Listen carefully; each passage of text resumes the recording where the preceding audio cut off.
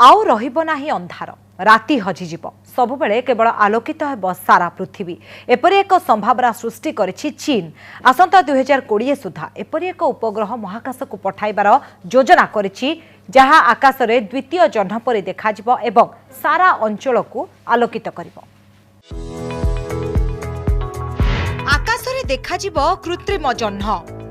चीन करुछि अभिनव योजना देशरु हटिजिब अंधार। सहरर स्ट्रीट लाइट बदल रे आकाश रे जह्न देव आलुओ एमिति योजनार प्रस्तुति आरंभ करिछि चीन।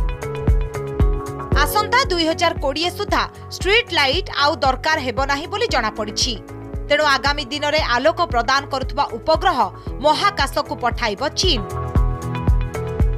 चीन रो एक दैनंदिन खबर कागज अनुसार ए उपग्रह सूर्य किरण को प्रतिफलित करी सहर को राति रे आलोकित करिबो। यह चंद्र किरण ठारू 3 गुण उज्जवल हेबो बोली आकलन करा जायछि।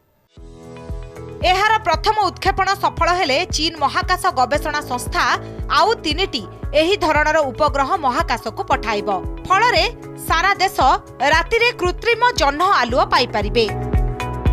पूर्वरु 1990 दशकरे रूसिया विशाल दर्पण सहायतारे प्रतिफलन करी सूर्य किरण को पृथ्वी रे पकाइबा पई उद्यम करिथिला।